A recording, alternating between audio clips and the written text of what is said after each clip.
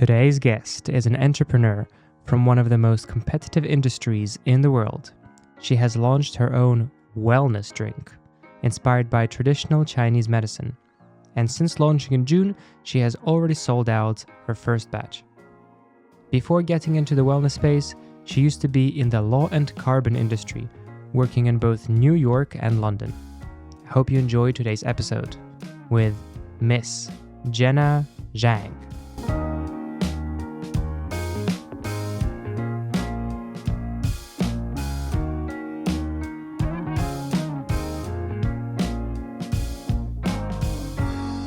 Such a pleasure to have you on the show. So first of all, big thank you for coming on. I was really impressed. Probably the most impressive entrepreneurial journey that I heard of recently. Oh, thank you. You launched in June, is that right? So we had our first manufacturing day in June, and then we fully launched on the 1st of July virtually. That's amazing. So why don't we start off by you telling everyone a little bit about your company, what you do, and the story, because I'm really excited for it. Yeah. So my name is Jenna, and I am the founder of Sipzen. So Sipzen was founded actually on my own health story. About 3 years ago, I got diagnosed with PCOS and Hashimoto's, also known as underactive thyroid. And it often goes undiagnosed in women because statistically, women have been forgotten by modern medicine, and we weren't even included in clinical trials until I believe 1993. Yeah. And even then, that wasn't even including us into, clinical trials for medication specifically for women, such as OBGYN medication. And so when I got diagnosed with two, the only options I was given by modern doctors was either Ozempic or birth control pills. Now, neither of them were originally designed for the two illnesses. It was just that they learned later on because PCOS women are also more prone to develop diabetes later on in life because the issue is our insulin resistance. They thought the best thing to do was to first keep our weight down using Ozempic, but that doesn't actually solve the issue. It doesn't help with the pain that you get every month. So I grew up Chinese American, and so when I went home to visit my family in China for the summer, I went to a Chinese traditional doctor. Now, a lot of people have a misconception of Chinese traditional medicine. They seem to think that it's old wives' tales and that there's no proof to it, but it's actually not true. And I think the line between the two have been blurred.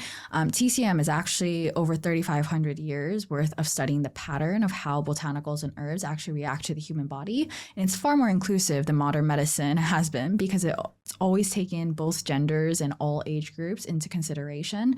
So for example, with the ingredients in Sipzen, you actually can find proof of how it helps each gender and by age group, and they're as specific as 5 to 10 years. So I went to see the doctor. He prescribed me obviously a batch of botanicals and herbs that he set out in portions, but then you had to go home, brew it yourself for a few hours, and then drink it like once a day. Yeah. The issue and it worked really well. I dropped all the weight. My symptoms basically disappeared. Until this day, my blood tests come back normal.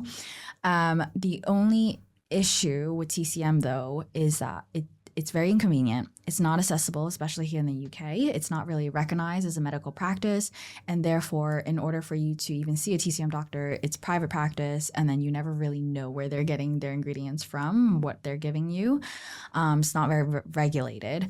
So it's not accessible, it tastes bad, smells bad, it's inconvenient. You have to brew it for hours. And it's genuinely the most disgusting thing you'll probably ever put in your mouth.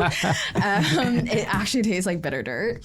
So I thought there's got to be a better way to do this. And I've been a member of these commercial gyms in London for a while, heavily involved with wellness clubs. And I just noticed every time I look on the shelf that the drinks industry is very saturated. There's a million different brands, but they all either preach the same thing, just with a different pastel color on their packaging, or they were taking direct influence from TCM, but not giving credit where credit is due. So I just felt like I wanted to do it myself. And frankly, because of my Asian palate, I think sometimes I like certain flavors more than the ones that are often already on the British shelves.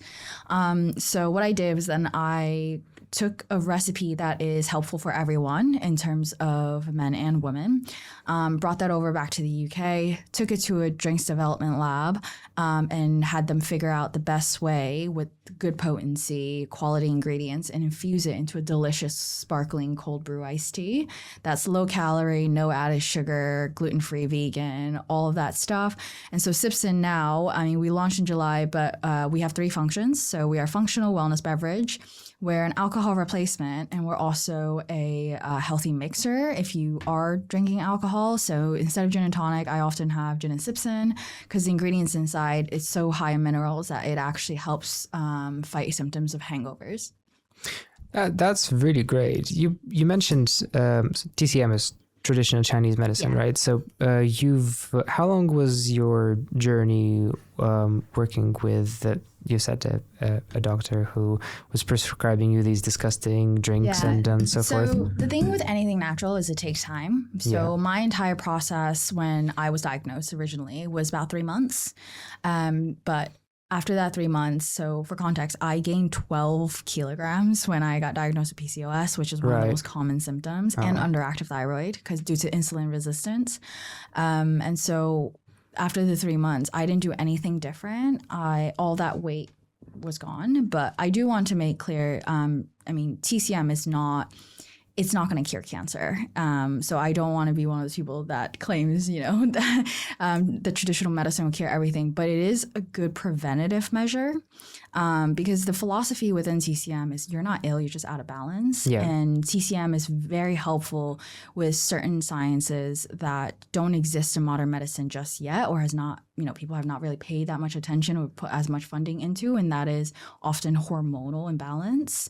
And I think hormonal imbalance is something that affects most people, especially nowadays when you work a 9 to 5, sitting at a desk.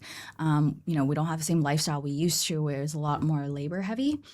And so often that develops insulin resistance, which then, directly correlates and plays into the statistics of diabetes and other illnesses. So TCM is it's the equivalent of, I grew up in the States and a lot of Americans take vitamin gummies. Yeah. So TCM is like, imagine taking the natural version of that on a daily basis for preventative measures and for just general balance in your body. Yeah. How much of what you've learned during the 3 months that you were, discovering TCM through first-person experience is in Sipzen? So you had a thought process with what ingredients to go in, how you can develop a product that will benefit a large amount of people on the market. So you mentioned that Sipzen is a healthy beverage. So tell us a little bit about it. So what ingredients are there? What does it help with? So the Sipzen ingredients were a mix of what I was originally prescribed with for my hormonal imbalance, mixed with what I grew up with in my household. So for example, a lot of people talk about cordyceps nowadays as a superfood. It's on the Novelty Act here in the UK. You can't even buy and sell it if you wish. But cordyceps for me growing up was soup seasoning. Yeah. It's almost like we incorporate some of the TCM into our diet. So goji berries, for example, I think people here make a huge effort of incorporating goji berries into their smoothies or their smoothie bowl, acai bowls. Goji berries was like something that would go in soup as well. Like cordyceps, goji berries, and like ginseng and ginger were things that my mom would throw in our chicken noodle soup. So these are all for the immune system, right? It's mostly for getting I think white cells to have more source of power. So it helps to oxidate your cells. So in terms of Sipzen, some of our main ingredients include sea moss. So it's the highest potency of minerals.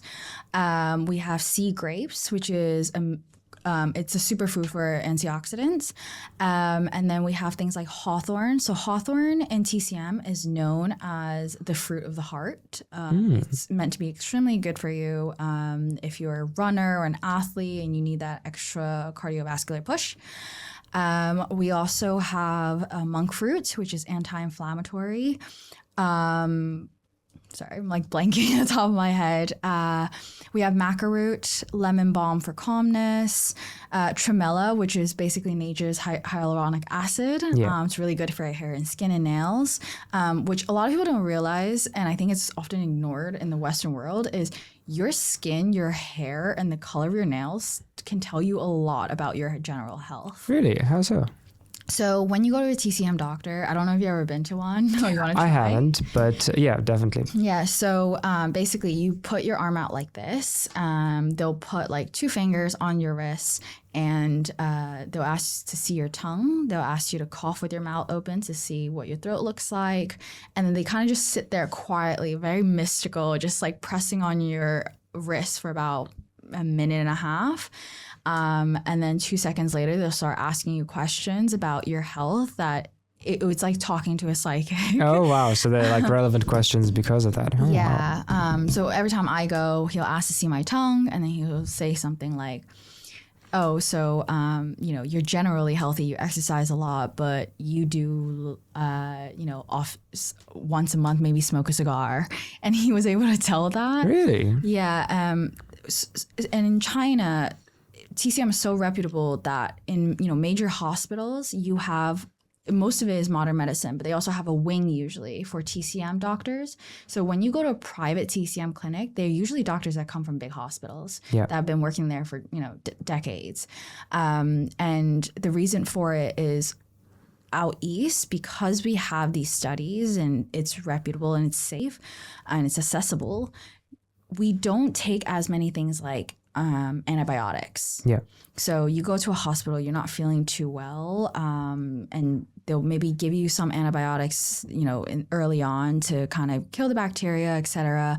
But then afterwards, they send you to the TCM wing because antibiotics completely destroy your gut microbiomes and it takes years to build back. And following the TCM philosophy, all like bodily problems come from an imbalance. So if you have that gap that you've created with antibiotics, you need to refill it. Am I saying in the spirit of so TCM? Basically, instead of, I think the Western philosophy of cure is very much like sanitize it. Yeah. You sanitize your gut, you sanitize all your organs, so all the bacteria, including the good, are just gone and you start fresh. TCM is very much, okay, you're not sleeping well. Your body's, lacking magnesium. So instead of giving you artificial magnesium like people do here, they buy them off Amazon, which, by the way, is actually extremely dangerous. I would love to get into that because there's a huge, Yeah, I mean, the self-dosing supplements is extremely dangerous. So instead of giving you artificial magnesium, what TCM does is it then gives you herbs that makes your body reproduce that nutrient again. So whatever you're lacking, it makes your body, basically pushes your body to reproduce that element again. So it's bring it back to how it's supposed to operate in the first place. Why do you think that so many countries in the West, throughout a relatively significant period of time, haven't adopted any of traditional Chinese medicine practices? I think there's 3 main reasons. 1, money. Okay. Big pharma. Yeah. I think that's self-explanatory. Yeah. The second one is because the line between traditional medicine and old wives' tales has been blurred. Yeah. People often think that traditional medicine just means whatever your grandma says, but it's not.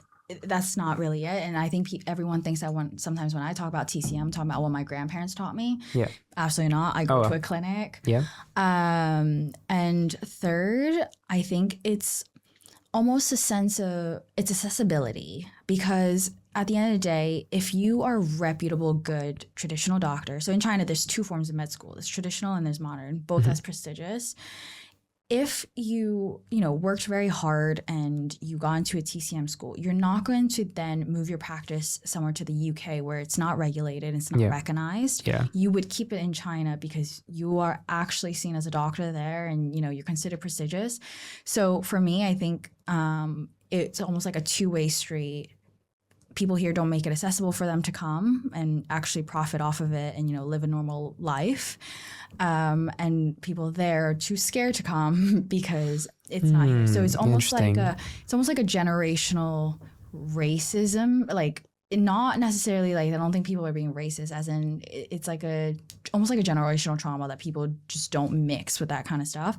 And the thing is, becoming a TCM doctor is actually very hard. It takes a lot of years, and so very reputable doctors in China tend to be very old. So they'll retire from big hospital at 65 and they'll have a private clinic all the way until they're 90. Yeah. So oftentimes, I think they're from that, in terms of like good reputable doctors right now, they're from that generation that don't see themselves mixing or passing it abroad.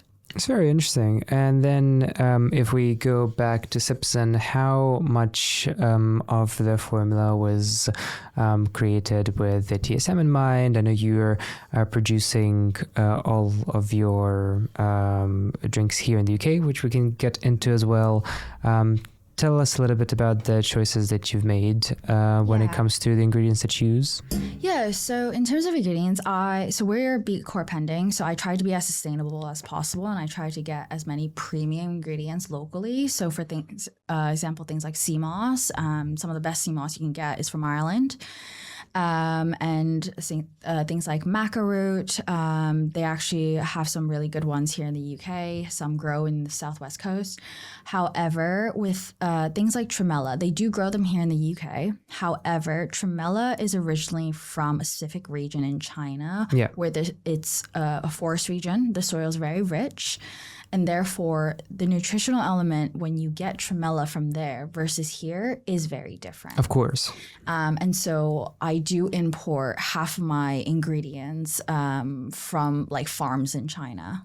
Awesome. Great. So, and then when it comes to formula and coming up with a composition of what to put in a drink, first of all, your drink tastes nice. Thank you. I actually haven't tried it mixing it with an alcohol. I didn't know that was the case, but we are planning to obviously bring it on to feature it in the spa. And I think it would be nice to mix it with gin, given that a lot of people do like to have to take advantage of the free alcohol that we serve. But then what went through, like, I guess where I'm going with this, let's say a person takes Sipzen regularly, but it's not unhealthy like alcohol is if you take alcohol from the side, so that's already an improvement. What are some of the good things that may happen to such a person? So anything with TCM, it takes a while to notice the effects. Yeah. So I usually have one every morning and then one in the afternoon. Or we also do the little shots, the kiwi and pear flavor.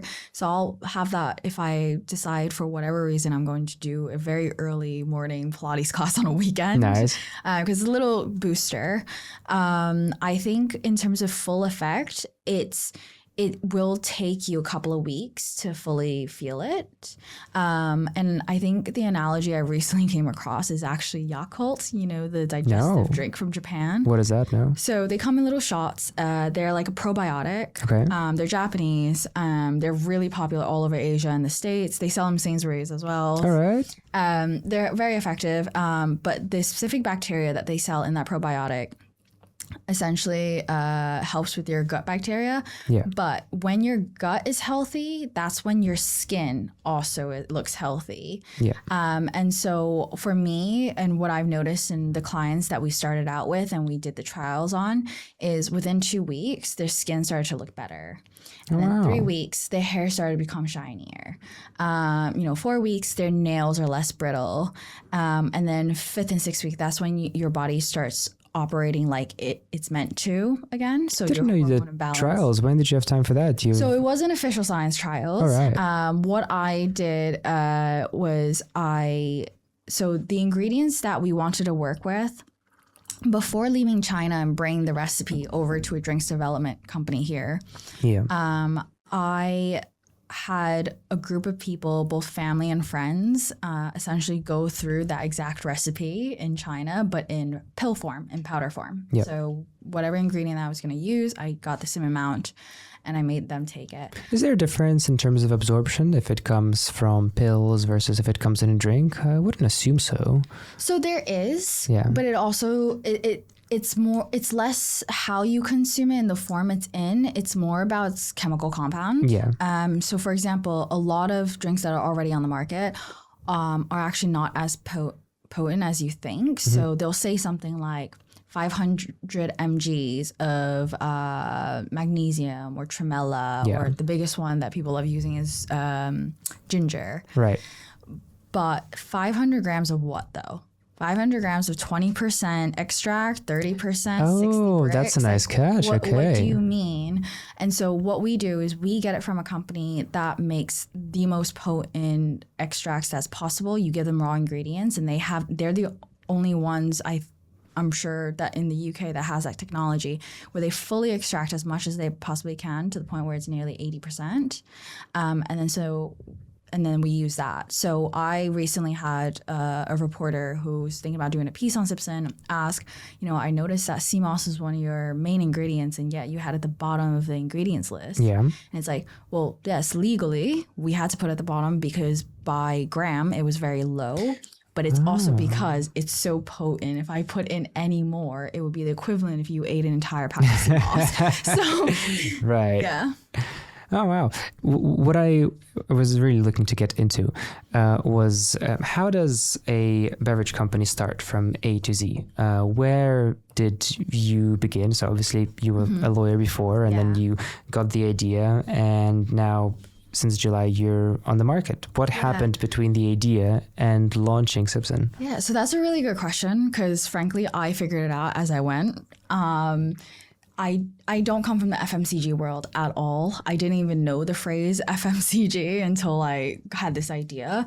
But around, I would say, November of last year is when I just kept thinking about it. So I started having the idea around August, September. But I was like, okay, there's no way I'm actually going to start this company. This is ridiculous. All right. Like, the capital that's required to start FMCG. I've never even worked as a consultant, so I have no idea how this stuff works. I'm not originally from here.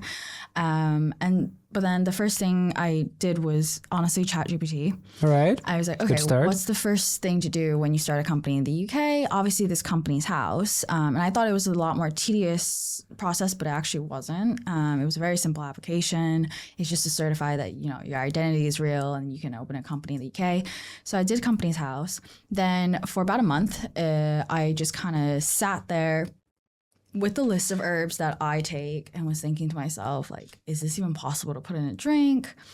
And then I, started contacting like designers for logos, brand guidelines, etc. on Fiverr. Okay, the most basic thing you could do. I think I eventually, and then I went on GoDaddy, bought a website, and then I was like, okay, now I've put in a couple of £100. Like it's getting somewhere.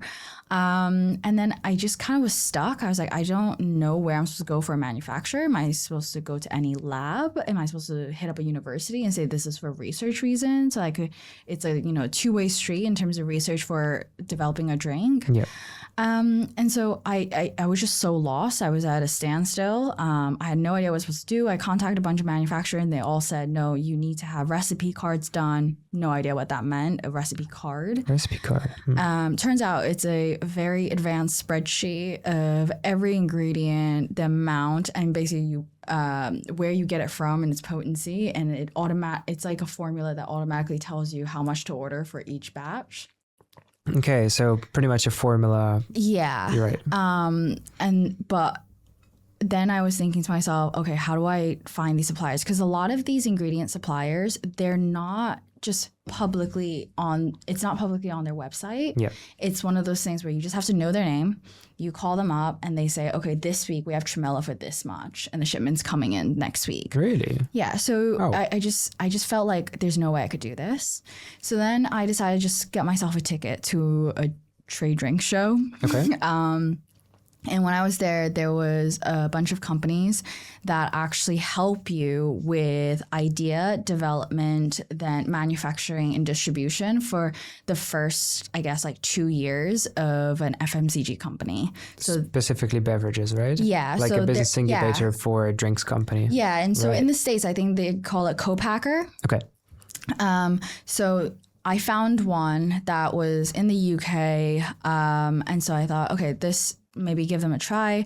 I'm not gonna lie, I spoke to several, and with the ingredients that I'm using, because there's so many, and I was adamant that I don't care if it's a can, I want it to be premium ingredients. We'll figure out the price after. Yep. I actually got turned down by multiple companies. Okay. Did they not want to work with ingredients from China? Did they think there were too many ingredients? Yeah. So some of them thought it was too many ingredients. It was not possible. Some of them basically, because at the end of the day, they get paid the same for each project. Yeah. And so mine was obviously more complicated. I did have one person tell me that I quote, "Little girl, you need to be more realistic." Oh, I hope you can send the fact that your first batch has sold to that person. So he's actually going to be at a trade show I'm speaking at next week. So he'll see my booth. Okay, good.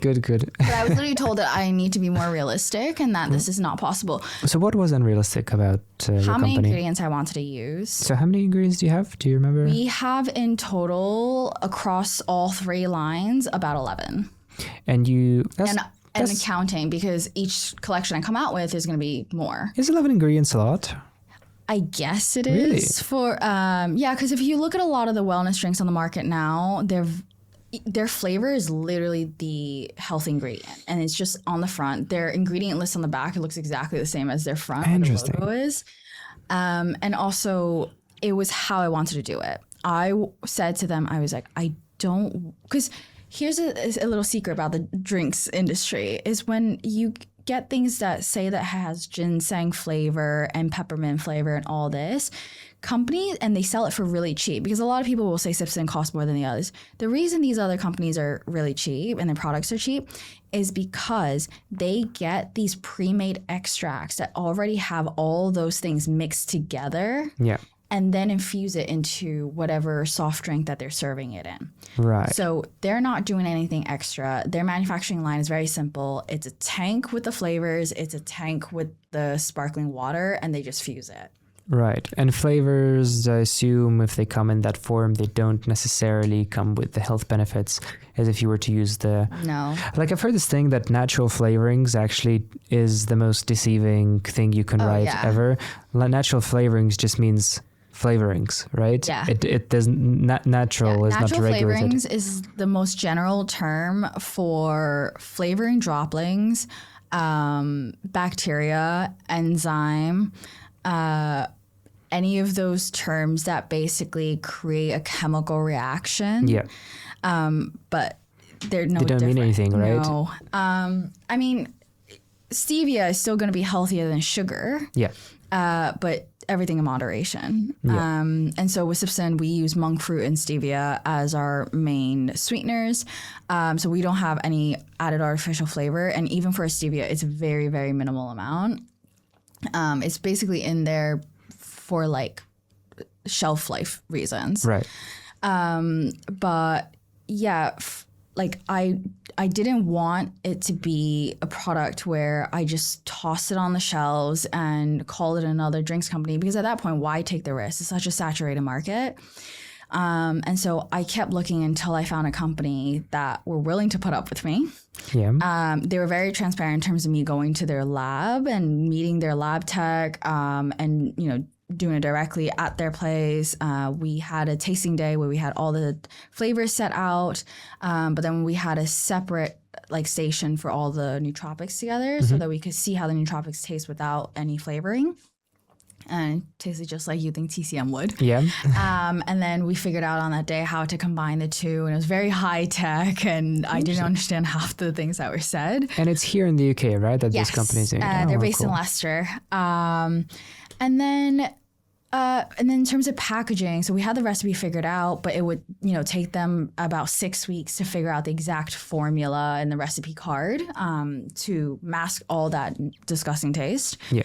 So in that time, I approached my friend in China who is a traditional painter. So the thing about Sipzen is I did notice that there was a lot of drinks on the market, and, you know, they were all taking credit from TCM. So I really wanted this to scream my heritage. I grew up Chinese American. I'm incredibly proud of my, family background, my heritage, our culture, our history. And so I really wanted that to come out and stand out, because at the end of the day, culture sells nowadays, right? Yeah.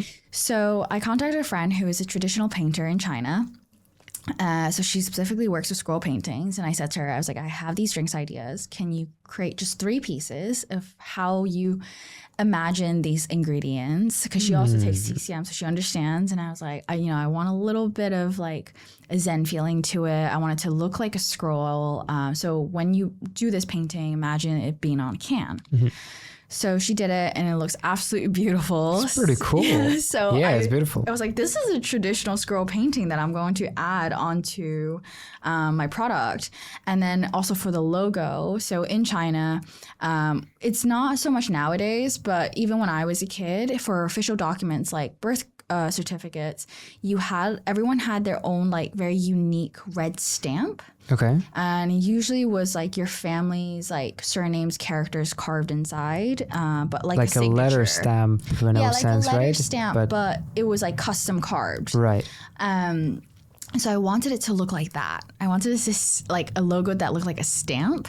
And so that's why we got that red stamp from, and then the Sipzen were next to it. And I wanted it to also feel like a scroll. So I wanted to be a very premium product that it doesn't just say, okay, a Chinese person owns this brand. I wanted it to feel that way and almost feel historical. So our labels are then made out of cotton. 1, they're more sustainable. And 2, when you touch the can, I don't know if you remember when you got the box, but Absolutely. It feels like a scroll. Yeah, and it feels like a little bit like, how would describe, maybe like igneous rock. It's a little bit of that. At which point did you, because you have entered the most saturated market on the planet, I can't think of a market that has more competitors than the beverage drinks. When did you start thinking of how you're going to make this thing sell? I think around maybe May. Right. May was when I started cold emailing people and asking, if my friends would promote on Instagram once I was ready, because our manufacturing was a month away. And then I just realized I have to put my pride aside and I have to get a consultant. Oh, okay. So one of the first things I did was I found my consultant, who is now on the advisory board for Sipzen. Awesome. Christoph. You met. No, you didn't meet. No, him, not yet. No. He's also at 10 Trinity. Right. He's a lovely person. He doesn't come from the FMCG world either. His consulting is mainly industrial, but he has the connections at FMCG that made all the difference. Right. So even talking to people now, they ask, when did you launch? And I'll say July. And they're like, how did you launch in July? And you're already in multiple retailers. And exactly. That was exactly what I was thinking. And the biggest thing was identifying what your strategy is in terms of customers. And at first, I was asked that question by a PR company, by digital marketing, by everyone of who I'm going to sell to. And it was the very generic stuff. It's like, fit people who want a wellness drink, people who want to like a workout drink or alcohol replacement. It's like, okay, that's what your drink does, but where are you actually going to sell it? And that was like the big question. And then we realized the best thing to do at the price point that we're at and how the can looks and the amount of effort that's been put into the aesthetics of it, we have to go with hospitality first. Yeah. So I got, the initial batch, I think it was like only 1,000 per SKU. I had about a quarter of it delivered to my flat, so I just had a mountain of boxes. Oh my God, imagine. And I was just going around London with this box to private members clubs, to restaurants, cafes, and just seeing because people love free gift. Yep. So I was offering free PR box and seeing if people would bite. And then just through like my network and my friends, I started making everyone post about it on Instagram. And then it just slowly like started to blow up. And then, because it only takes one person to say the right thing. Yeah. And I think for me, it was the one incident where a friend of mine had it in her hand. I had sent her a PR box. She's a close friend of mine. and she was going on a walk with another friend who happens to be a writer, a freelance writer. All right. And so then that's when we then got featured in our first press piece. And then that press piece led to another press piece. So that's when I got a PR company because I had no idea how to deal with them. Oh, wow. And then they just kind of fed off each other and it just went spinning. That's so interesting. So you pretty much didn't put sales as a priority. Oh, no, that ever. first batch, I was not looking forward to any sales. Wow. That first batch, I very much was like, I'm going to hand this out for free. Thing is, that's how, like, in a perfect world, like, I don't know, if you go to business school, they say, like, focus on the product, make a good quality product, and sales will kind of, like, come yourself. In my experience, that's not how the world works. You come up with anything, the customer has no idea what exactly they're consuming. As long as you package it well and market it well, it should be a successful business. And I think a lot of the things you learn in MBA programs, like, they're extremely useful, but they are based on theories. Yeah. Your first year in an MBA is literally learning about theories. I don't think the world always works on theory, and also theories always change. Yeah. And so, for example, the biggest analogy I always use is no one wanted to buy an Apple product when they first came out. Yeah, of course That not. first touchscreen iPhone, people thought it was the most ridiculous price, and it looked so fragile, and people weren't used to it, but they just wouldn't budge on their price. With Sipzen, even finding a consultant, I've been told several times, your price point is too high. It's just a can. If you want to sell like cola, you have to bring it down. You have to sell it to stores for 70p each. Yeah. 70p each? That's not possible. Yeah, that's below how much it costs to create, probably. Right. And so for me, I'm not going to listen to that just because that person got more sales because it was cheaper. Yeah. What I'm going to do is understand, right, you're looking for a cheap product. You're not looking at quality. You're looking at quantity. And therefore, I'm just not going to approach you because you'll actually hurt my brand more than anything else. And so for me, it was approaching hospitality because hospitality can afford a product like Sipzen at a mass scale, and just recognizing that, yeah, fine, I'll be rejected more than any other drink out, knocking doors right now, but it's all for the greater good. Yeah. Because at the end of the day, say I have in total 3,000 to give out for this trial period, which was 1,000 each of our product. I'm not then going to give it to a company for free that is going to later on tell me that they can't afford it. And so they just pocketed the free products for no reason. Yeah. I purposely went to people and said, this is what we're going to market it as. Is this something that you would actually sell in your hotel? Before I even offered it for free. Yeah. And they would say, no, it's too much. Fine, that's okay. I walk away. You go to the If they next say, that is on the higher side, but we understand why, which, let's be real, there's more people that walk into certain, more people will shop fast fashion than they will Louis Vuitton, right? Exactly. And so I would then, the 5% that does say yes to me and say, oh yeah, that price point is fine. I go, fine, let's do a trial for the sake of our relationship. I'm going to give you 50 free. You sell it however you want, at whatever price point you want, as long as it's above what we offer to you. Mm-hmm. And we decide at the end of it. So how many, you sold out your first batch. Can I ask how big the first batch in total was? That first batch wasn't massive. It was about 1,000 units per product. I did give away... And you've got 3 lines, right? So that's 3,000 products. Yeah. So I gave away about 250 to PR, friends, just like promoting it. And to be honest, I was actually expecting to give away more for free, because I actually said to myself, this first batch, you're just going to take a loss. You just get the brand out there. So and the reason for that was, Red Bull. Yeah. So Red Bull, when they first started marketing in New York, this was before digital marketing. Yeah. Red Bull would place empty Red Bull cans all over the city trash cans to make it look like everyone was on Red Bull. No way, really? Yeah. That's kind of was my idea. I was like, if I just drop it at, Four Seasons Spa, yeah. all these places, people think, oh, who's drinking Sipzen? So I was actually expecting to give away more for free, but within like the first few weeks, just through word of mouth and through digital marketing, people liked it so much that orders already started to come in.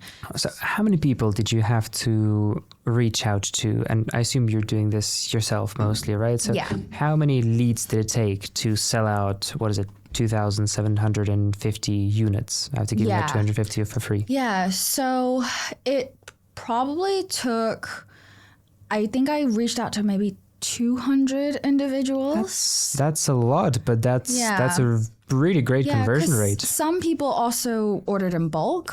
So I didn't just reach out to individuals. I reached out to individuals with purpose. So people who are freelance writers, people in the wellness industry, people who own gyms or Pilates studios themselves, people who are in the management team for private members clubs here in London, because they often are the ones in charge of the stock. And then through my consultant, I had connections to several farm shops. And so the first set was like, okay, let's try with 20, 30. But then because they would sell out so quickly, because people actually really liked them, and there were a few customers during the pop-up that bought in bulk just for themselves, the little shot of it. Wow. And so next thing you know, about a month later, I get a call from the distributor saying, you just got another order on Shopify, but I can't fulfill it. And I said, what do you mean? I'm thinking to myself, she's just drinking it in the office. And so I looked at the numbers and it just went so quickly. Wow. And it takes, you said 6 weeks to produce? No, that was for the formula. How long is the turnaround for a production? So for production, it's quite easy as long as you pay the deposit to the manufacturer and you have everything on site. Cool. They'll do it within 2 weeks. Cool. But the problem is some of the ingredients coming in has to go through immigration, etc. Yeah. So that lead time can always add up to 6. So the golden rule in FMCG production is if you say 2, times it by 2. Yeah. With most things, it's like that. With construction, it's like that. With website development or software development, it's like that. It's good to times deadline by 2. It's definitely a concept I've recently had to learn to grasp with, because I come from a law politics background.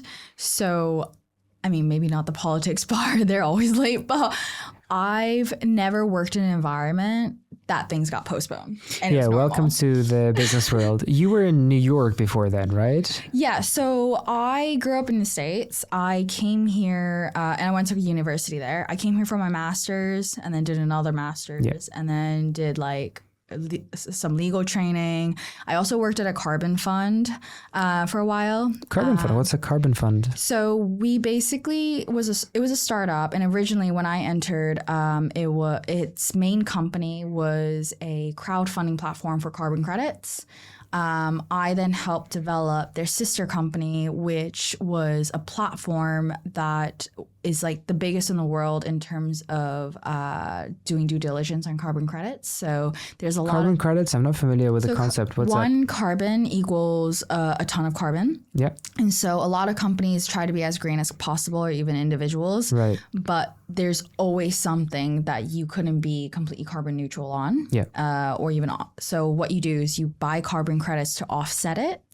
Okay, so for example, if you have a fridge running 24/7, let's say that's, 20 carbon points a year, so then you can pay someone to offset that by planting trees and stuff like that? Yeah, so there's different forms of carbon offsetting projects. There's tree planting, there's very high-tech ones, especially in Norway, where they actually capture the carbon using, very modern technology. Oh, wow. But those credits are quite unaffordable. They average around 500 pounds each. Okay. And there's all types of projects because the UN SDGs? No. So the UN has 17 sustainable development goals. Mm-hmm. And basically each one hits a different category. So a lot of people think that carbon is only related to the actual capture of carbon. Yeah. Or the production of oxygen, but it's not. It also involves helping people in certain places, especially third world countries. So, for example, in certain villages in Kenya, there was an issue where they were cutting down trees that were home to a lot of the natural habitat there in order to burn wood, because that's they don't have stoves in that village. So then someone created this project on their behalf where for each credit that you bought, it was say like the equivalent $10, and then they would take every $30 and buy them like a biofuel stove. Right. So instead of planting a tree, you prevent somebody from burning a tree. Yeah, to put and simply. at the same time, you're helping the country develop a little bit. That's because for people to, it's easier to turn on a stove than to chop some wood down and bring it back to your village. So it helps in many ways. There's also projects where you're literally funding technology to be developed for clean water. Okay. So there's all sorts, but the problem with it is at the time it was majority voluntary market, which meant that, and the biggest issue within carbon credits was double counting. So there was a big scandal, for example, in Brazil, in the Amazon, but it happens to all the projects it happens to several projects worldwide, right, where one year, say you buy 3,000 trees to offset your refrigerator. Right. They'll plant those 3,000 trees. Then the next year, you say again, this year I used 2,000 trees worth of carbon. Okay. They'll cut those 2,000 trees and then replant them, which re-releases the carbon into the air. Yeah, but why would you cut them? For profit? Yeah. So a lot of the double counting came from profit greed. Oh. And so... But that's a total scam. I thought they were going to be more sophisticated with it, but this is right out... Yeah. But it happens, in different ways with different types of projects, not just trees. And so, it was very difficult. And I think the carbon offset kind of industry blew up very quickly over COVID. But then at the same time, it went down very quickly due to the fact that there were so many issues since it wasn't very regulated by any country. Yeah.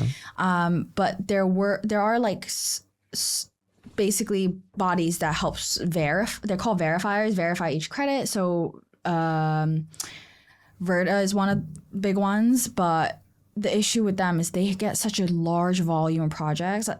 For example, if you look up carbon projects in India, there's like 5,000 of them. And so there's no way that they all exist. And it kind of sucks. It's like with anything else. It's one good project, or one bad project will ruin it for everyone else in terms of credibility.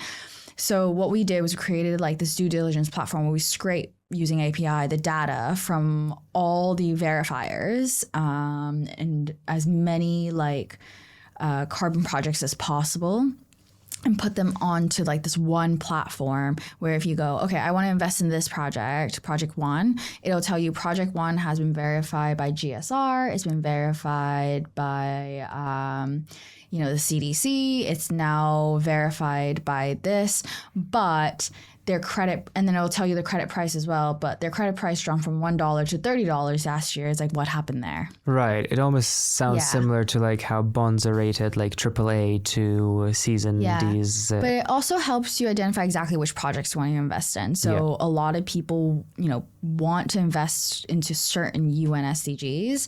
So the best, and that platform will tell you this project suits these 3 SDGs or suits none or suits 1, and then you can kind of choose by looking at that. And so then we also have like a risk scale on there. It's like, we're not telling you which ones are, right or wrong. We're giving you this information. This is our risk spectrum. This is where we think it falls. It's completely up to you what you do with it. So that was quite interesting. That was kind of like my first big girl job out of university. Wow, that wasn't an internship. That's very interesting. And it was New York based, or? So that was actually London based. London based, you're already here. Oh wow. How long have you been living in the UK for now?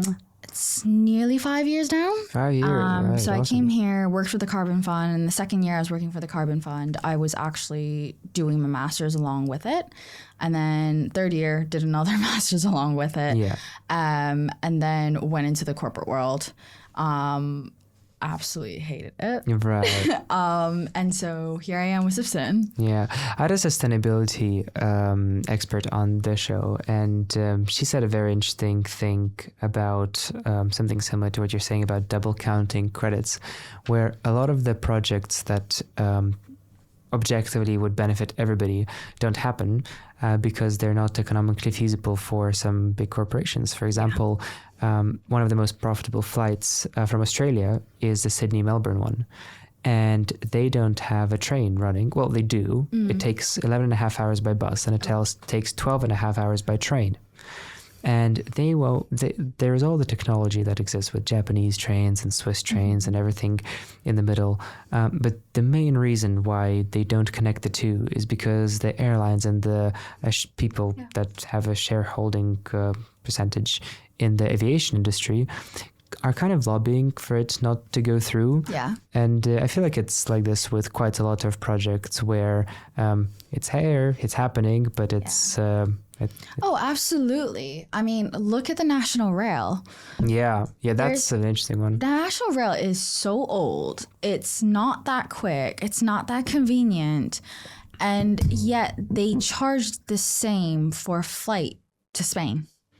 Yeah, they recently bought out the Scottish railway a year and a half ago. Well, no, the government bought it out. Okay. So now they don't have like these peak and off-peak prices at all. Like if you board a train in Scotland, it will be uniform price everywhere. Yeah. And they're slowly dropping. Yeah. But the problem with that is still, it's what they're going to do now is they're going to set the uniform price a little bit higher. So there's actually going to be less of a choice. So for example, Leicester, where my manufacturing is, every time I go up, it's like £60, and it's an hour away. It's ridiculous. You go across London, it's 45 minutes. Doesn't make sense. And a former boyfriend of mine, his family used to be from Yorkshire, so he used to go up to Yorkshire Moor a lot. So from London to York, around peak season, we used to pay £250 one way. But I think the train, like the industry of transportation by train or by underground is probably the only industry that's better off being in the public sector than in the private sector. Like good luck for the government to launch their beverage company. It's just not going to happen. But with something... Don't give them any ideas. Whoever's listening. It's going to take too long for it to become competitive in any scale. But with trains and underground, I think this is probably because it's very hard to make profitable. You need really, really high subsidies from the government if you're a private-led company. Then you end up with £250 one way in order to make it. Which is ridiculous because, yes, the pound obviously is worth a lot more than, the RMB, the Chinese currency. Yeah. But in China, we have high-speed trains, obviously, all throughout the country. And the first class from, Zhejiang province to Shanghai, which is about 4.5 hours, where you get your own bathroom, you get your own stewardess, etc. It's 80p. No, 80p to 80p, and I'm pretty sure the distance is further than from here to Scotland. Oh my god! I know Tokyo to Kyoto, which is also around the same time, 4.5 hours. It's like $10, but 80p is awesome. Yeah, and that's for first class. It comes with a meal. it comes with a meal, and it's a good meal. Oh my god! It's safe. It's got a great scenery. You don't hear any noise. It feels like you're on the ground. Is it just completely funded by the government? Is that the idea? Because I'm not entirely sure, actually, if I'm honest. I'm not entirely sure, but the government, it's China, so the government's definitely involved. But for me, it's like there's a lot of Western propaganda where, the Chinese government's very involved in a citizen's life and that's bad and blah, blah, blah. I really do urge people to educate themselves. Just like they're saying there's Eastern propaganda, there's Western propaganda. 100%. There's a lot of things that the CCP does very well for the livelihood of its citizens that, frankly, the UK and US don't. Yeah. And one of them is, everyone talks about here being multicultural. The States, like New York City, where I grew up, that it's very multicultural, it's very accepting. And that, it's... because it's a mixed country of different ethnicities, unlike China, which is majority Chinese, that it's less racist and there's affirmative action. It's all effective. But here's the thing: if you look at China, we have over 50 different ethnic groups. Yeah. Yes, it's not a global thing, but within a country, it's the same with India, same with Japan, India's Korea. got like 40 languages. Right, exactly. instead of like, just claiming affirmative action on social media, what they've done is every city, small or big, has a railway station for speed trains. So it's accessible. And that, when you apply to university, if you're from certain regions, the standard is a bit lower than the one in Shanghai. Right. And the Chinese famous Gaokao exam, their college entrance exam, is the most fair thing you will ever read about in your life. Everyone is a number. Everyone's on the exact same exam at the exact same time. And the government makes sure that everywhere is quiet, no matter where you're taking the exam. So, for example, so this is a tradition where I'm from, where basically people are told to not turn on the stove. Okay.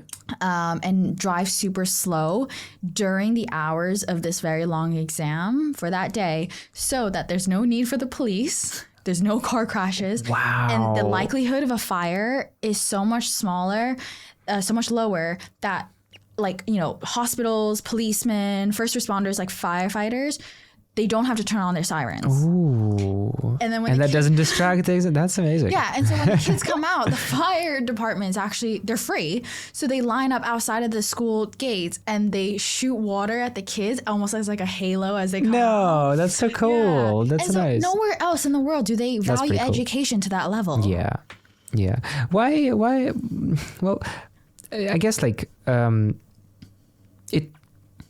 whenever people see difference, it subconsciously or consciously makes you a little bit either scared or want to deter it. And I feel like with most countries that are different to the way that the West is structured, we immediately think they're doing it wrong. And sometimes there are things that could be improved, but oftentimes just because it's different doesn't mean it's wrong. It doesn't mean it's bad. Yeah, it doesn't mean it's bad. So my point is, I think a lot of people have a very negative view on Eastern countries, and I'm saying it goes both ways. So and I think Americans especially love saying that the Chinese are pushing propaganda, the word propaganda.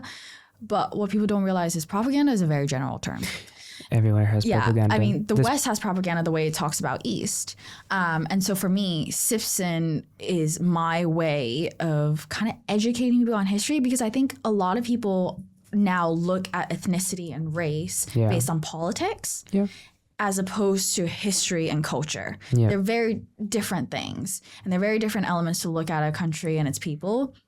And so for me, Sipzen is a way to kind of show the history part, the ancient scrolls, like the ancient paintings, and, obviously the medicine, and then kind of create that bridge between modern medicine and complementary medicine. It's meant to be almost like this creative platform. So we also release blogs, and I obviously go on podcasts, and it's to get people to kind of understand that everywhere there's good and bad, you just have to almost find your way to almost live a very complementary life. Yep. So yes, the West is more advanced when it comes to certain types of medical technology, like the US. Their funding for biomedical things are just so beyond everyone else. Yeah.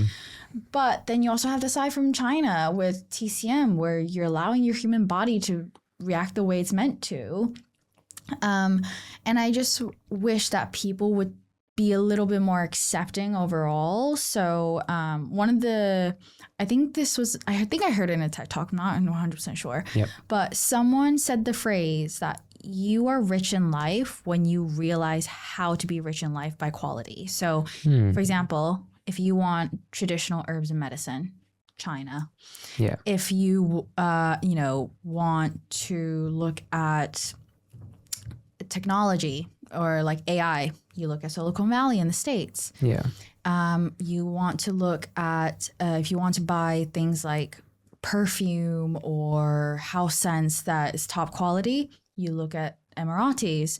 And it's knowing where each country really does well and kind of bring that together. And I feel like the world hasn't done that due to politics. And so for me, Sipzen is almost like a little daily ritual to allow you to do that.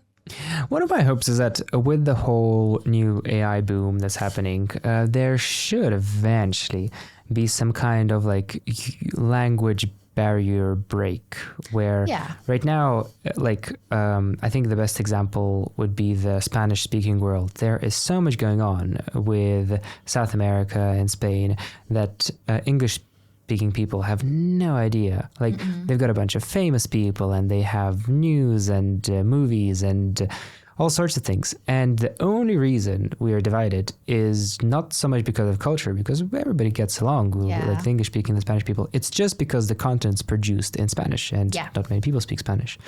And I think with certain integrations that should eventually happen, maybe that content gets translated much easier. Maybe there will be some kind of third-party integration which feeds that content to a more global audience. I think it's a very good thing for humanity in general. Yeah. For example, if people's views on traditional Chinese medicine leave the Chinese language and become a little bit more accessible to any, because it would be so cool to look up a lecture on Chinese medicine. Yeah, I mean, from its original source. Some of that is already happening. That interaction is just in places that do not include, I think, medicine and certain forms of culture. For example, K-pop. Yeah. K-pop is the biggest in the US. Yeah. And, before that, we had J-pop. And then I think recently, after K-dramas had its turn, C-dramas then had its turn. I think that has mostly to do with marketing. Right. And the reason I say that is because whenever a K-pop band pops up, the moment that they finish their contract and are no longer with their whatever advertisement agency, everybody forgets about them. Yeah. Like the only exception is maybe BTS. But everybody that was relevant 2 years ago and about their contracts, I think are about 2 years. Yeah. There's new ones coming on and on and on. So I think it's, I'm sure by that happening, there is also a little bit of that culture mix happening. But it feels to me that most of that is a really successful marketing campaign, which is there because there's money involved. Yeah, and at the end of the day, that is entertainment as opposed to medicine, right? So it's always going to attract a little bit more in terms of marketing. But I'm just trying to see where I can really take this with Sipzen. Yeah.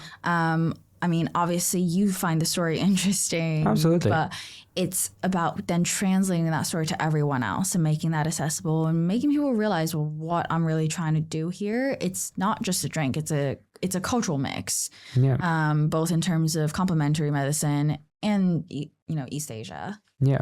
What's your next step in terms of I guess getting some more market share? Are you potentially thinking of getting into retail stores? Is direct to consumer the best way forward? Yeah, so we are currently in discussion with some major supermarket brands. We're in the final round for a couple of them. They do take time. So the fact that we even got noticed within the first year is actually a really big deal. So I'm trying my best to kind of be part of certain network communities that helps me do that. So the biggest one here in the UK is probably By Women Built. Yeah. So we're By Women Built certified. But on the platform itself, people would put on cold comments, just saying, almost cold outreach, just saying, this, I went to an Ocado meeting today and I heard that they're taking more what wellness. Meeting, sorry? Ocado. What's that? It's a food delivery service here. Oh, of course. Yeah, they work a lot with M&S and I think they're owned by Whole Foods. I'm not entirely sure. And there are meetings for food? I'm No, lost. they're a food delivery service. Right. So how Tesco, Sainsbury, they all deliver, but Ocado is fully virtual. Right. And they work with brands that don't normally have delivery services. Right. Makes sense. It's a mix of Zap and M&S and got it. Yeah. Centralized delivery. Yeah. And they're very reliable.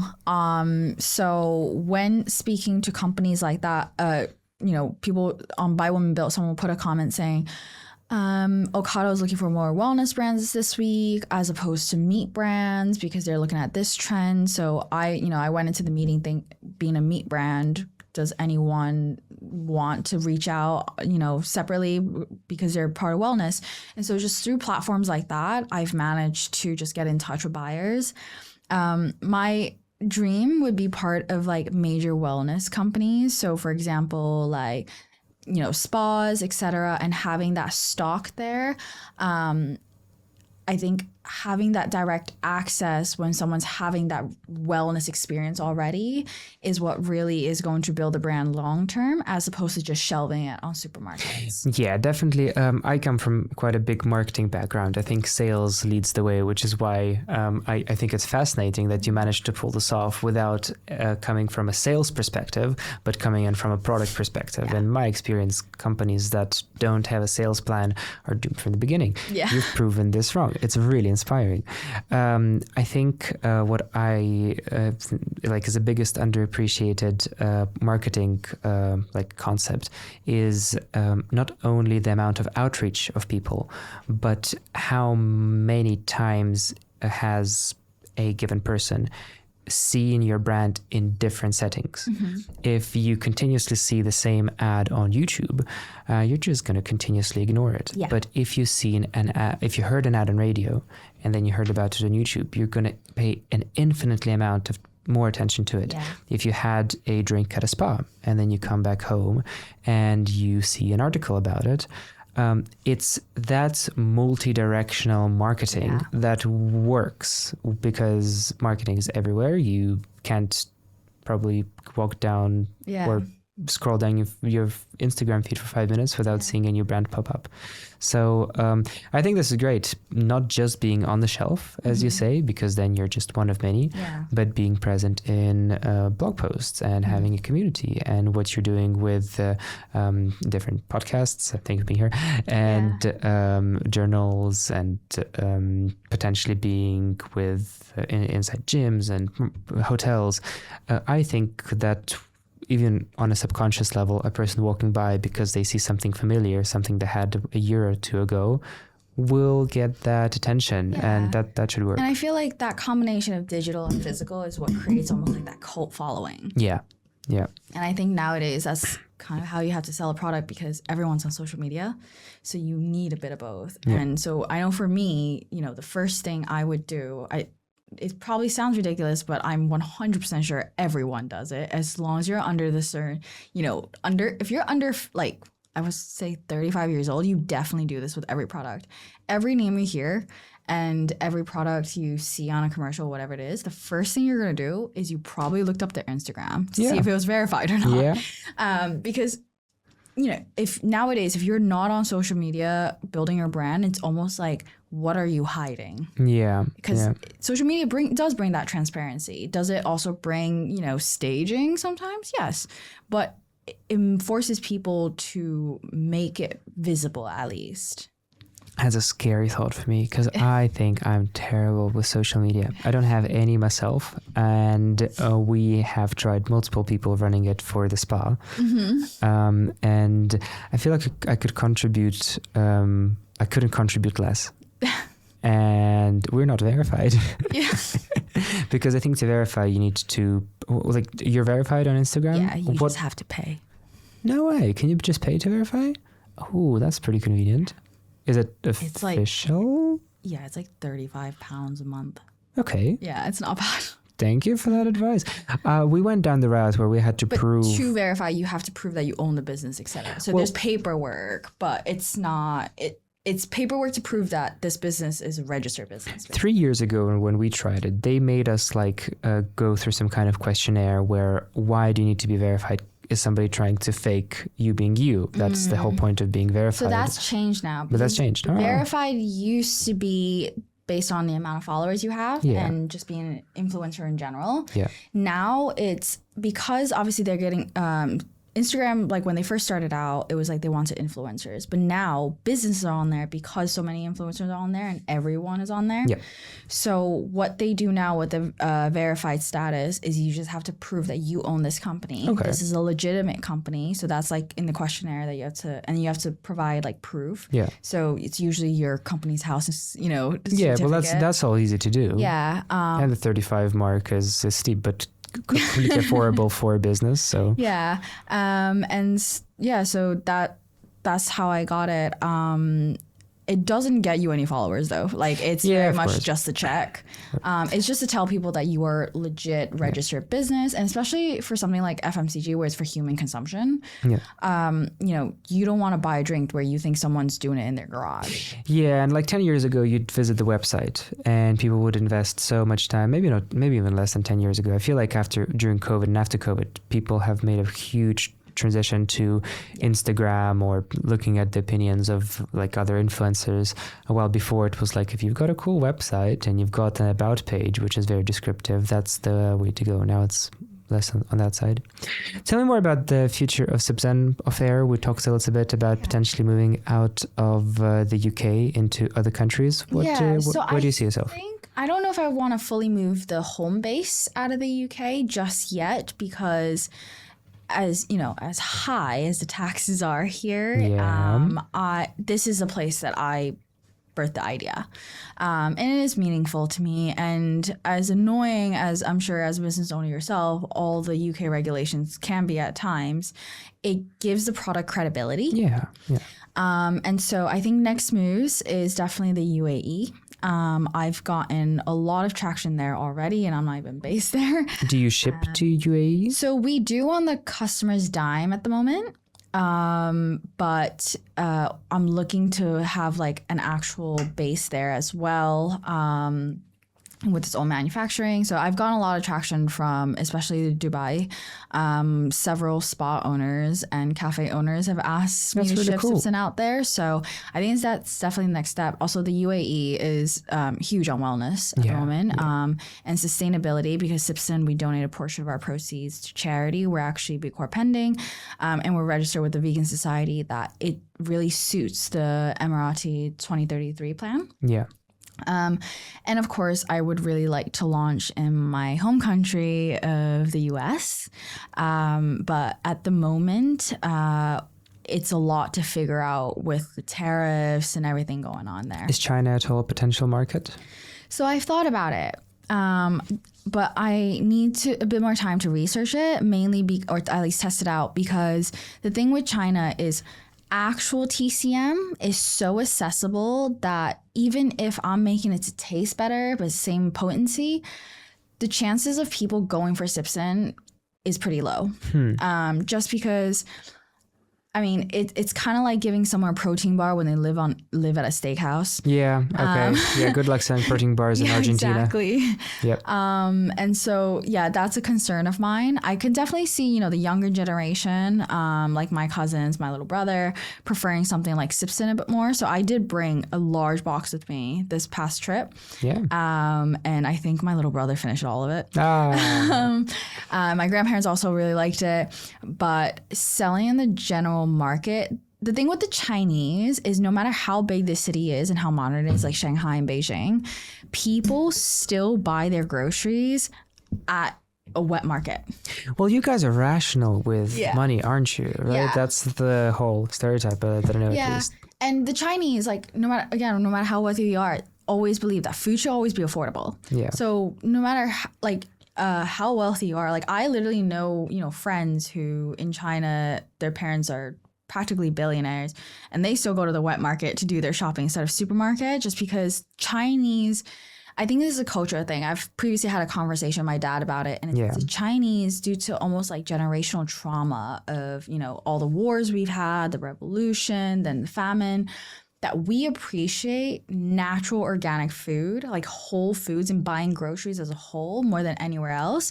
Because when we buy whole foods, like a whole cabbage as opposed to pre-chopped cabbage that you get in like packets at Sainsbury's, is when you look at the actual cabbage itself, it makes a person who's gone through the revolution and famine feel like they've achieved something, that they can provide their family with the freshest produce. Right. And so that culturally is still very prevalent in China. It's such an interesting recent history. So it's not the mistrust or the maybe necessarily like processed foods aspect of it. It's, as you're saying, the fact that you can bring in something that's fresh gives you like a bit of more fulfillment. Yeah. And I think they, at first it started out that way, and then people then realized through science that it's actually healthier than packaged food anyways. 100% is. And, you know, TCM doctors in China have a lot of influence in regards to diet. They're honestly, some TCM doctors in China are like the biggest influencers. Really? Yeah, they're on a lot of podcasts. They give a lot of advice. And a lot of the times they just say, simple is best.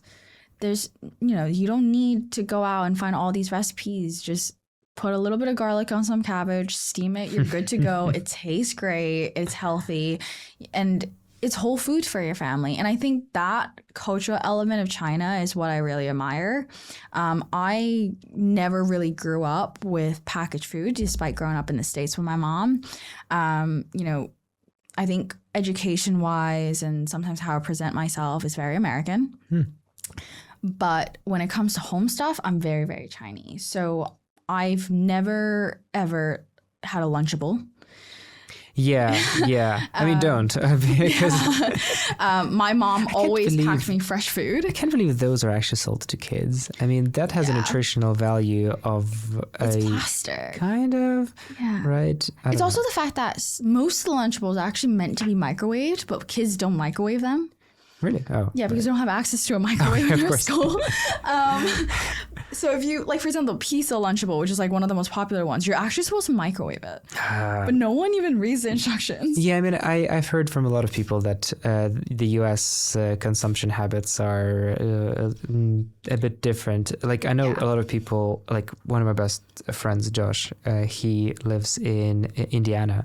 And when he has come down to Europe, although the pizza and the pasta and the holiday eating was there, he actually lost weight because I think something in the flour content is different. Yeah.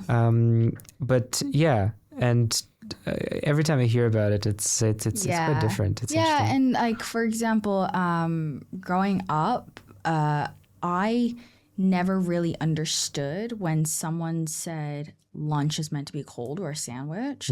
I don't even think I had a proper sandwich until I was at university when I had to fend for myself. Yeah. Because for my parents, food meant whole food always. Yeah.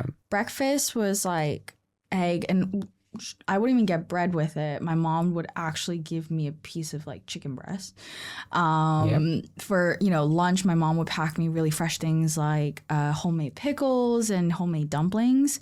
And then when I get home, it was that whole family style Chinese dinner. So I never really understood what people meant by, you know, lunch is meant to be cold. I had no idea what that was. I actually haven't heard that before.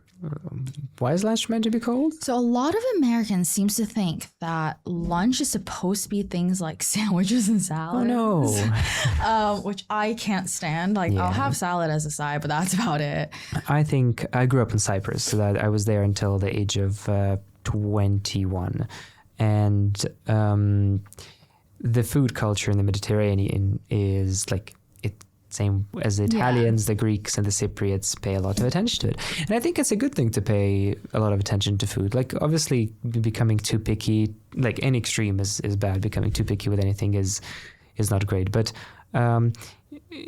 you get a lot of health benefits and mood fulfillment from being able to eat healthy, absolutely. whole, warm food. Yeah, 3 it's times a also day. more It's good. sustainable Yeah. because, for example, when my cousin, who's the same age as me, came to visit me when I was about 18 at university, the first thing he said was like, "You guys have so much trash for people that don't cook."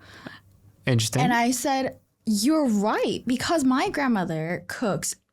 So my family in China, very, very close. Like my, you know, aunts and uncles and my dad sometimes would drive over to my grandma's house just to have lunch. Yeah. And then drive back for dinner. Oh, nice. She loves to cook and she's a fantastic cook. But she will cook 3 meals a day and she will only have one small bag of trash that probably fits within your laptop Oh my God. a day. Because she buys everything at the farmer's market and she uses a tote bag and, you know, there's nothing to really throw away because she uses everything she buys. Wow. Whereas you then go to the US or the UK and fruit comes in a plastic cardboard box with plastic over it. You know, almond milk isn't fresh. It comes in cartons. Yep. And he was absolutely right because he was like, you do realize every time you were at grandma's house, she had one bag of trash. Yeah. and I come here, I have lunch with you, and there's a pile. We had this discussion with my partner that Waitrose, which talks a lot about sustainability, actually has plastic on everything. Oh, yeah. And you don't have a choice not to take it. This fruit coming in plastic, the UK is the only place I've seen this happen in. Yeah. And I mean, one of the biggest shocks I've had moving to the UK was the first time I walked into Waitrose. Yeah. And I was already craving my mom's cooking. Yeah. So I wanted to buy some bok choy. And I found 2 pieces of bok choy heads in a plastic bag. Yeah. I didn't understand why. So that's another thing. It stuff like that also drives up the price of food, which is extremely unfair. So what people are doing is like you're almost like making an excuse of creating jobs for the middlemen. Whereas in China, it's very farm to shelf at the farmer's market. Did they achieve that? Is it a bit more direct? Is it it's less very middlemen? direct. So where the city I'm from, where my grandma goes shopping every morning, you have these vendors who have their license. They set up, with their little booths. And then at 6 a.m. on the dot, you will see these vans come in. They're like pickup trucks from the farm side that left at like 4 a.m. And the cabbage gets delivered to these vendors with still the dirt at the bottom of them. And then you take them home, you wash it, and you cook it. And so in between, the cabbage being pulled out of the ground and us having it for dinner was probably like 12 hours. Yeah. And that's so good.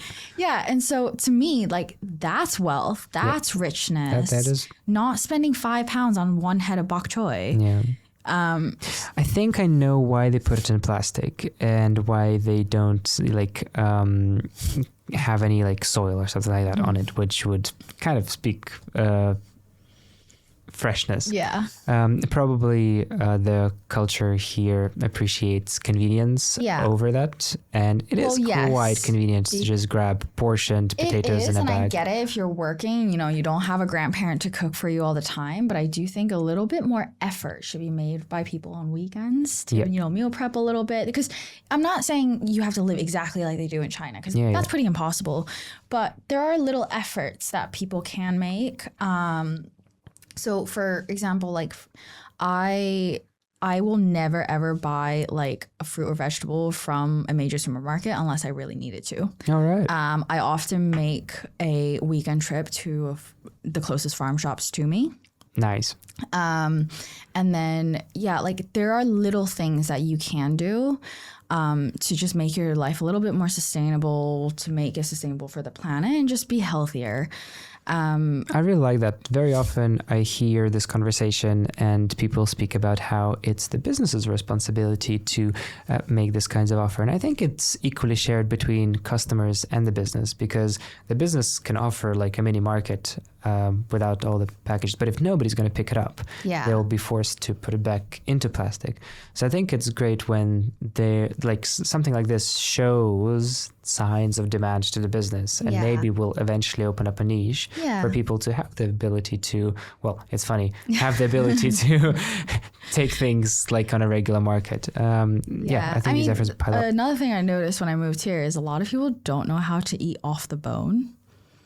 What is up? Like chicken wings, they like it deboned before they even cook or eat. I like eating off the bone. I like eating off the bone, but that's because we grew up with whole food. Yeah. Not the brand, but it must be it must be a convenience thing, right? To not have to take the bone out. I've had several people here tell me that they find it disgusting and that it's something that should have been taken care of before they bought the product, which to me is like, do you, when you get a chicken deboned or like a wing deboned, it's not like someone sat there and very meticulously peeled it for you. It goes through a machine and they use certain solutions to separate it from the meat from the bone. It's like, and that all gets absorbed into the meat. Also, small chef's secret, it's tastier if you cook it with the bone. Yeah. My partner is half Uzbek from Uzbekistan, and they have this traditional dish, plov, which is rice with some lamb, and you cook it with the bone, and then you just, afterwards, you debone it after you cook it with the bone, because the difference is huge.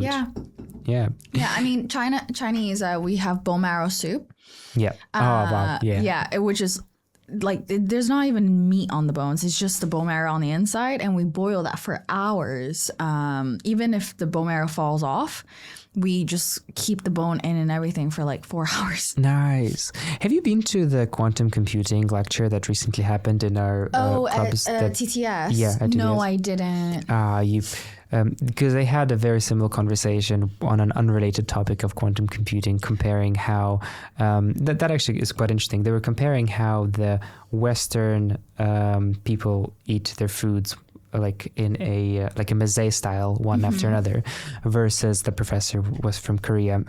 Koreans do it. I assume it's similar in China, where all the foods get laid out in front, and they were essentially trying to a lot of people there, including myself, don't know at all what a quantum computer is, how to take an approach to it. And the first steps to that is understanding that apparently a quantum computer doesn't do things necessarily faster, even though it can solve problems that would take a regular computer a billion years. A quantum computer can solve in 15 minutes. It's not that they're doing it faster, it's that it's a different style of I guess comparing it to food, eating, where rather than having one course after another, you have it all in front of you. And the analogy that they used, if you were to count like how many of the dishes are served on red plates, if you have it in Korean or I assume Chinese style dinner, you could just look at all the food in front of you and count how many of them have 15 plates. While in a meze style, where dishes get brought one after another, you'd have to wait all the way until the end to give that answer. That was the biggest thing on quantum computing. But I digress. We were talking about... No, you're fine. I think everything in this world, I'm also really interested and intrigued by metaphysics. And so Sorry, in what? Metaphysics. It's basically what we don't know. Right. In the universe. And so I often feel like there is a connection to how we do things, like the theory of everything, the way we eat and how that affects our energy, and then the different types of computers, and then how it affects different elements of problem solving. It's all somewhat connected, and I just wish that people would recognize it a bit more. How do you feel like it's connected? What would you theorize on it? I think there's just so much that isn't studied yet. With our mind, our subconscious, all of that I think if we were able to actually use 100% of our brain, we would recognize, that a more logical sense of the world. Like, okay, if we eat this way, regardless of convenience or not, your energy is like this, and that energy then affects your work, and then it propels you to another status in life. And then, you have your computer. Computers, yes, they're made, whether it be normal computer or quantum, but the way it solves problems then almost, jumps and skips the line for solving other issues in the world, or mathematical equations that can help with anything else, whether it be, I don't know, warfare or whatever it is. And then it kind of just pushes and pushes until we just keep reaching the other status of life, because we actually use a very, very small portion of our brain. Yeah. I'm really intrigued by things that we haven't studied yet. So, there's a movie and a book. I think it's called The Fifth Body Problem or The Sixth Body Problem. Tell me about it. Haven't heard it. So it's based on a Chinese book. I'm being honest, I haven't read it, but I have seen the film. Yeah. It's on Netflix, and either Netflix or Amazon, but it's fantastic. It's basically sci-fi, but it takes place partially during the Cultural Revolution and then partially after. And basically this girl who is like a physics genius, her father was a professor but was executed during the revolution for being an educator, and she ends up, because they realized they could use her and her knowledge of physics, that they would put her in this like secret location with this big antenna in the top of this snowy mountain, right? And she would sit in front of this like DIY computer and try and figure out if another life exists in this world. Another life as in another planet, the future, the past, like, okay. And so it kind of and so she's, constantly typing messages into this computer, and she has no idea who she's talking to, but she's giving them information. She's, spends years on this thing. And then it kind of leaves on a cliffhanger where she finally gets a response. Okay. And there's some think that it's an alien. Some think that the response is from her future self. And that she, you know, managed to do something with physics where she either time traveled or communicated with a different world. And yes, it's a sci-fi film, but I'm a true believer that sci-fi is what pushes technology. Yeah. Because think about it. What was it, the 1980s when people were making fun of the idea of touchscreen phones and that it was a back to the future thing? And now look at us, and who doesn't have one? And so I think sci-fi pushes for imagination and therefore technology to achieve something. And so I'm very, very intrigued by things like general physics and metaphysics, because you never know what we'll achieve in like the next few years. I mean, we use smartphones now, but our kids might be using holograms. Yeah. Do you know about those AI glasses that are coming the out? Meta glasses. I am so excited for them. They're already out, aren't they? Well, the first version is out, and it can play music, and you can talk to it. You could record, and the quality is fantastic when you record it. But it doesn't yet have that screen, which is in color. Typing, yeah. Exactly. And they're using similar technology to, what's that Elon Musk's company that is SpaceX? The chip ones, the ones where they plant chips in the brains. That one. I know which one you're talking about. I just don't know what it's called. Yeah, whatever that's called. So they were the first to figure out like how different neurons communicate with each other. They've done a lot of breakthroughs in that. So they're using similar technologies to put a bracelet around your wrist so that while you're wearing the glasses, instead of, typing, you can pretend that you're writing.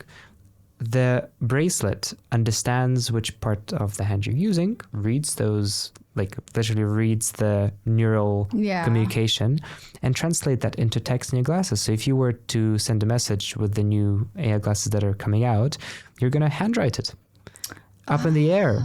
And like it can be me and you sitting here, and I can get a text from my mom, and I can write something under the table and send it to her while something like this is going on. But you know what's interesting about what you just described? Yeah. It's what you just described was literally featured in several movies 10 years ago. Exactly. And now it's actually going to come out. Well, this is where I wanted to make full circle, where some ideas are crazy until somebody's like, that's a cool idea. Can we make it happen? Yeah. And I think whenever an idea comes out for the first time, it probably will be perceived as something that's a little bit out there.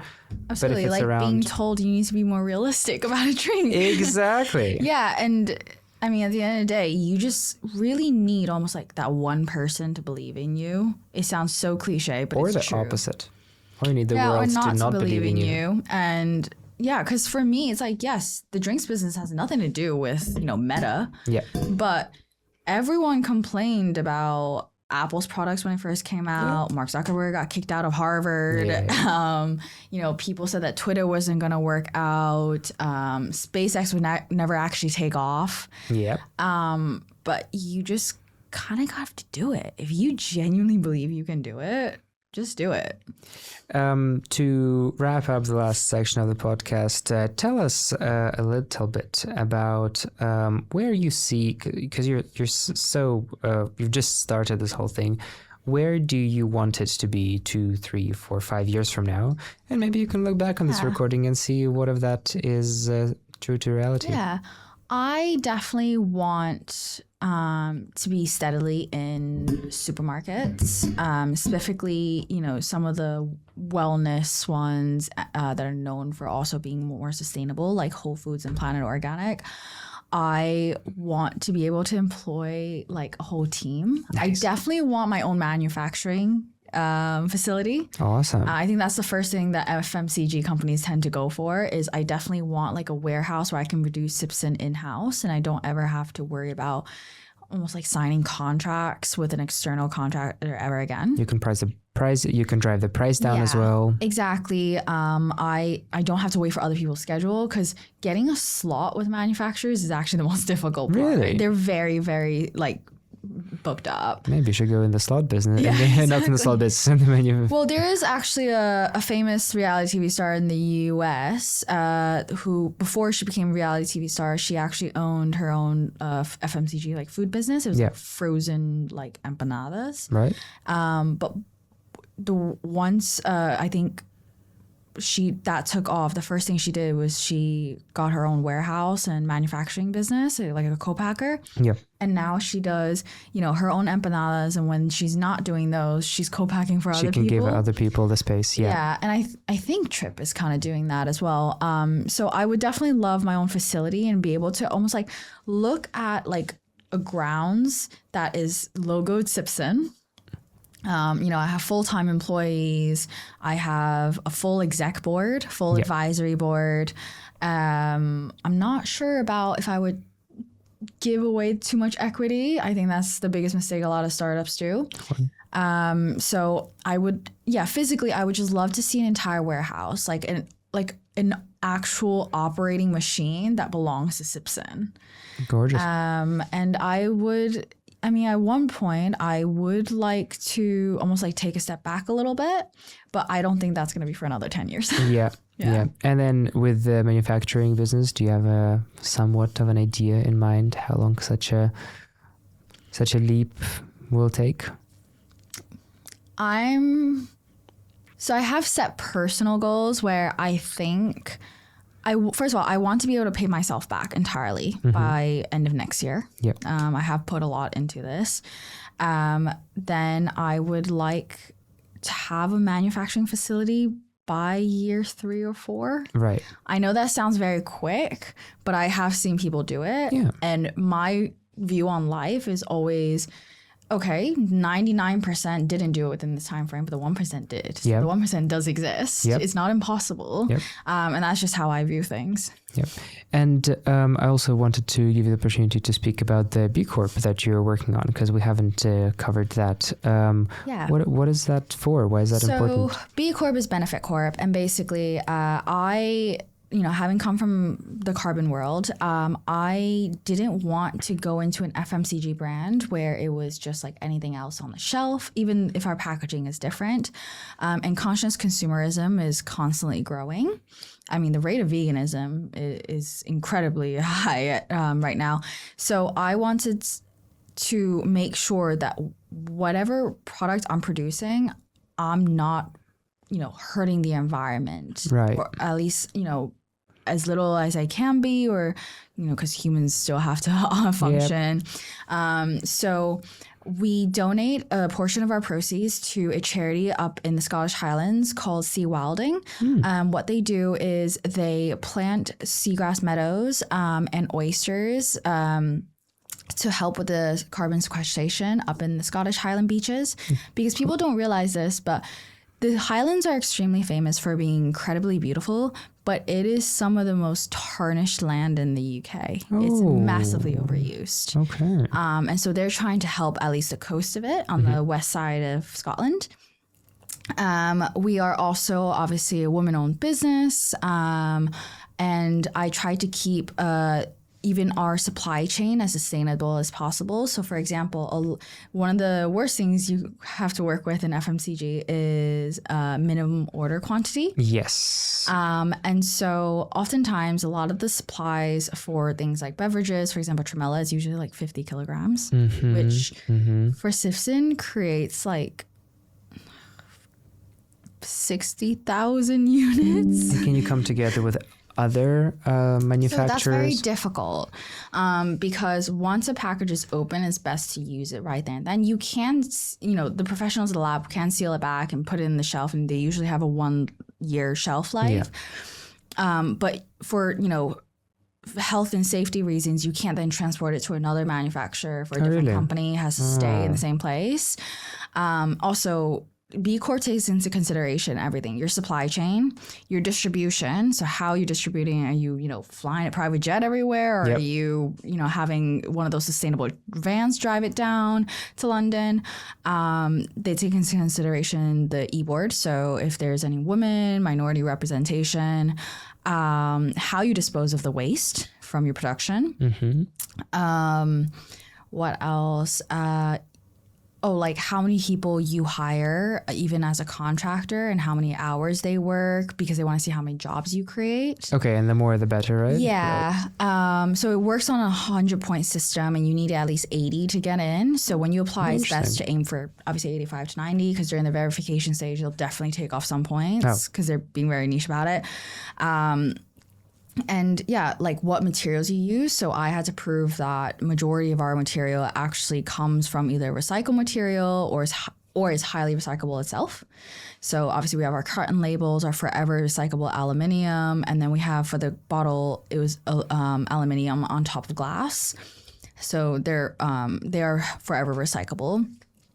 And yeah, there's just like little nitty gritty things they look for. Obviously we get the points for being partnered with a charity. And I always try to give back as much as possible. So like once a year, I also try and fund like charity events.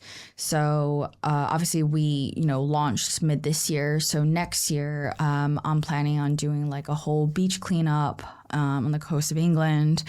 And yeah, just getting a bunch of volunteers, and hand out Sipzen to like the general community there. And just because it's not accessible for everyone, and not everyone lives in a community like London where you can just get things delivered. There's a lot of England that's actually very rural. So just trying to be very involved with the community, I think, is a big deal. You can also prove your dedication by taking part in certain petitions. So I myself am actively involved in this like whale rescue program. That's amazing. So there's just like little things you can do, but overall it's mainly about like your supply chain and how you treat workers. If there's any like trash. So I like try my best to negotiate. I basically put into my recipe card how much I want in a batch, and then I will call the suppliers, explain the situation. And most of the time they're quite forgiving. Yeah. So for example, there was one company where the MOQ was either 20, 40, or 60. I needed exactly 22. Kilograms or? Kilograms. Kilograms, right. I needed exactly 22 kilograms. Okay. So they originally said, okay, then you have to buy 40. And I was like, so I explained the B Corp situation. I said, okay, I understand that you have 20 kilogram full packets. So if you open one, that's mine. I understand why you're saying 40, but before I bought the full product from you, I also did buy samples from you worth, 2 kilograms. So why can't you just give me 2 packs of those and I'll pay you proportionally the same? Yeah, there we go. The negotiating. Most of them, I will say, says no. Cool. But I just kept calling different supplier until they said yes. Where do you find suppliers?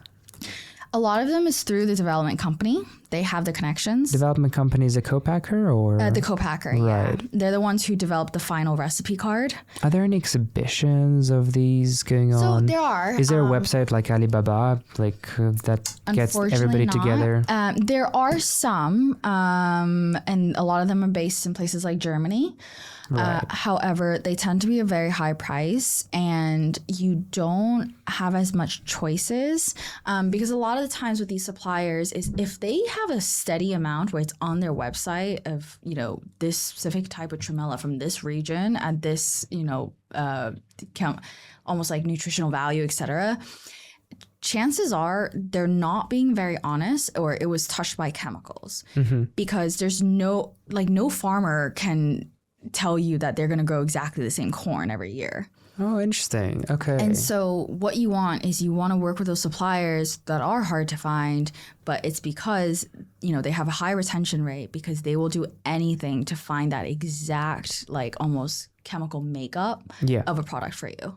Right. And then you can realistically only get those through connections with a co-packer. You can do it yourself. Like for me, I used a co-packer relationship because I knew no one. But now that I'm starting to order the stuff myself, I'm literally learning as I go. If you're more in that space, then you'd actually find the contacts. I mean, the other day I called one of the suppliers and was asking about just the order quantity. Yeah. And he just kept saying no, was very robotic, like salesman. And I just kept explaining until he finally got annoyed with me and passed me to his manager, who, then I re-explained the situation. He actually said, that's not a bad idea. Yeah. If I just give you the sample pack and then you pay me proportionally the same. I was like, yes, because the sample pack you get for free anyways from the farmer. So I'm making you a profit. Persistence goes a long way. Yeah. We have a lot of such stories. But this is my thing is people can say all day long, oh, you don't come from consulting, you don't come from FMCG. No, I don't. But I do come from a career where I'm very persuasive. Yes, yes. And that goes a long way. Yeah.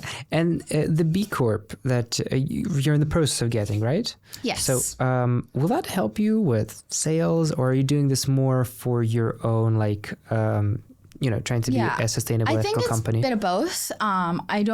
I think I would be lying if I said, oh, it's just for my own satisfaction, because applying to B Corp is not cheap. Mm-hmm. And it's very hard to apply yourself. So I did have a B Corp consultancy do it on my behalf. But for the most part, conscious consumerism should be part of everyone's consideration nowadays, especially when it comes to FMCG products. Everyone will check those things. So for me, it's like almost like it's a marketing tactic on its own. But I think a lot of people tend to associate, okay, if you're doing it for marketing reasons, it's not sincere. It's like, you can always hit two birds with one stone. Yeah, absolutely. Yeah, so for me, it's like, okay, I'm being sustainable, which is something I do personally care about. And at the same time, it's free marketing because you get featured, you get to use their logo, you get to go to the B Lab like conference every year, or like they host galas sometimes, and it's networking on its own. So it's almost like being sustainable then rewards you with this community of network of other people who care about being sustainable whilst running a successful business. Yeah. That's interesting. It's a bit of a shame that you got to go through so many loops to get it done. And I mean, the fact that you're producing a drink here in the UK is really, it's really cool. I think it's a lot more expensive than if you were to produce it overseas. Is. Like UK doesn't have, from what I understand, hard regulations against getting things from another country. Like there are regulations, but there are no what are they called, tariffs, like in the US. So you probably could get away with doing it at a quarter of the price in China. Oh, I could. Getting it here. I absolutely could, but I knew that if I did that, I wouldn't get the credibility with the British market as I would if I started out here. So it's almost like playing a parent. It's like, I'm going to ease you into the idea. So, but kind of like with a toddler who doesn't like to travel, instead of taking you to China, I'm going to give you Chinese food first. And then we'll take Hey, we have Chinese food in China. Yeah, exactly. Jenna, thank you so much for coming on the show. It's been such a pleasure. Thank you so much for having me. Yeah. Where can people find Sipzen? What's the websites? What's social media? Sipzen is available on our website at drinksipzen.com. So that's SIPZEN. We're also on social media as Sipzen_drinks, which is the same on Instagram and TikTok. Gorgeous. Well, would love to have you back on again in a couple of years when you have your facility, or much sooner as you're in the process of that. And good luck with what you're doing. I think you're doing a great product. I hope it kicks off. Thank you so much. All right. Bye, everyone.